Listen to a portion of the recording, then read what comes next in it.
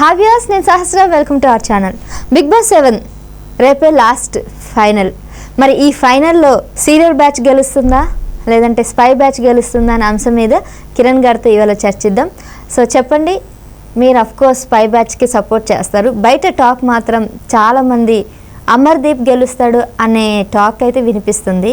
Serial బ్యాచ్లో ఎవరైనా రావచ్చు, అందులో అమర్దీప్ ఉంటాడు అని కూడా అంటున్నారు. అసలు మీరు ఏం మాట్లాడుతున్నారు నాకు అర్థం కావట్లా.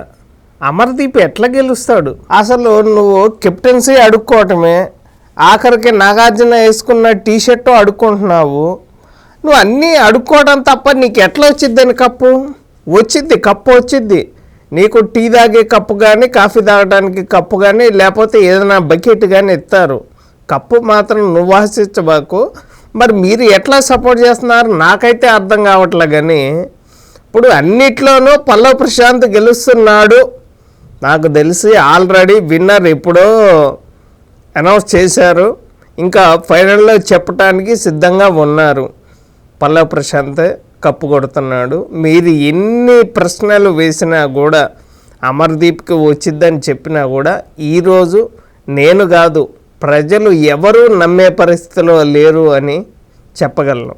అంటే ఇప్పుడు స్టార్మా నుంచి అమర్దీప్ అక్కడ కనిపిస్తున్నాడు కాబట్టి వాళ్ళ సీరియల్ వాళ్ళు గెలిపించుకోవాలి కాబట్టి స్టార్మా వాళ్ళకి సపోర్ట్ చేసే అవకాశం కూడా ఉంది కదండి. ఇప్పుడు నేను అనేది ఏంటంటే సీరియల్స్ వాళ్ళు వాళ్ళకి సపోర్ట్ చేసుకుంటే పర్ల. అసలు ఫుడ్ దాచిపెట్టాలు, నోటికి వచ్చినట్టు మాట్లాడాలు, మ్యాన్ హ్యాండ్లింగ్ చేయటాలు, ఇలాంటి తప్పులు చేస్తా మీరు గేమ్లాగా ఆటలా మీరు సపోర్ట్ చేసుకోండి.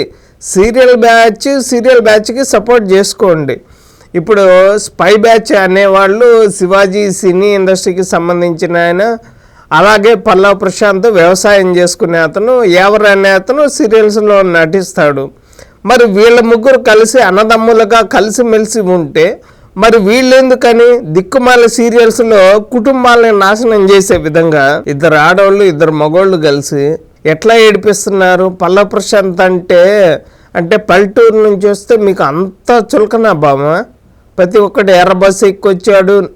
అసలు నిజంగా శోభా శెట్టి మాట్లాడిన మాటలు ఇద్దరు అన్నది ఏంటంటే, ఎవరు పల్లవ్ ప్రశాంత్ అమర్దీప్ అన్నది ఏంటంటే, నువ్వు ఖాళీగానే బర్రె కూర్చున్నావు కదా, కనీసం పెరుగు తీసుకురాని అమర్దీప్ గాడు నీకు చెప్తే నువ్వేందా అన్నం తినేవాడిని పల్లవ్ ప్రశాంత్ని లెగమని చెప్పటం ఎంతవటికి న్యాయం? ఎన్ని తప్పులు చెప్పండి. ఫుడ్ దాచిపెట్టడం కానీ, కెప్టెన్సీ అడగటం కానీ, టీషర్ట్ అడగటం కానీ, ఇన్ని తప్పులు మేము అన్నీ చెప్తున్నాము. ప్రతి దానికి నాగార్జున ఇక మహిళలు ఇద్దరికి సారీ చెప్పు అంటే మిగతా నిజంగా నీకు కనపడినట్టు నటిస్తున్నావా? లేకపోతే సీరియల్ బ్యాచ్ నీకేమైనా అమౌంట్ ఇచ్చారా అని మాకు చిన్న డౌట్స్ వస్తున్నాయి. నాగార్జున చేసేది పెద్ద తప్పు అండి. అసలు ఈ 100 రోజుల ప్రోగ్రాం పెట్టడం వల్ల ఎవరికి లాభం చెప్పండి? ఇలా కాదు, ఒక 50 మంది 100 మంది బీటెక్ చదివిన వాళ్ళని కానీ, వ్యవసాయం చేసే రైతులను కానీ, ఇప్పుడు దాని గురించి పక్క ప్లాన్ ప్రకారము చేస్తే బాగుంటుంది. కానీ ఇట్లాగా 100 రోజులు పెళ్ళైన ఆడపిల్లని తీసుకొని వచ్చి 100 రోజులు గంటన్నర షో వేసి ఇలాంటి దరిద్రపు షోల గురించి ఆల్రెడీ కేసులు కూడా పెట్టడం జరిగింది. ఇలాంటి షోలు ముందు ఆపేస్తే ఇంకా మంచిది. బిగ్ బాస్ షో లాంటి షోలు రాకుండా ఉంటే మంచిది అని చెప్పగలను.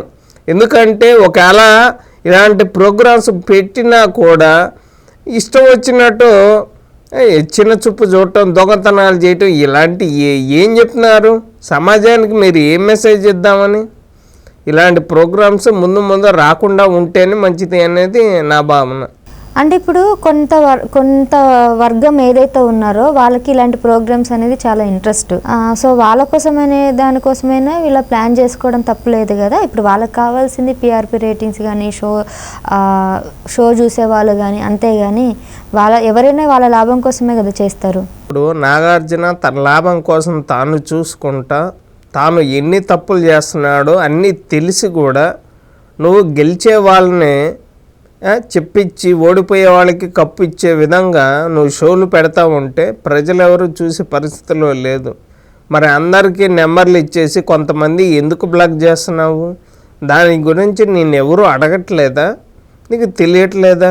నువ్వు పదే పదే తప్పులు చేయకుండా అంతా కరెక్ట్గా ఆడేవాడిని, నువ్వు మహిళలకు సారీ చెప్పు లేకపోతే ఆడియన్స్కు సారీ చెప్పు అని నువ్వు ఎందుకు అట్లా తప్పు చేస్తున్నాడు నాగార్జున? ఇవన్నీ కరెక్ట్ కాదని నా ఉద్దేశం. రైట్ అండి. అయితే ఫైనల్ వస్తున్నారు కాబట్టి సో ఎందుకు ముందే చెప్తున్నాక కప్పు పల్లా ప్రశాంత్కి, ఇంకా అంతకన్నా చెప్పేది ఏం లేదు. ఎవరిని టీవీ చూడొద్దంటారా? ఇంకా మేమెవరు టీవీ చూడొద్దని నేను ఎట్లా చెప్తానండి? చెప్పేస్తున్నా కప్పు పల్లా ప్రశాంత్ వచ్చిద్ది అని చెప్తున్నాను.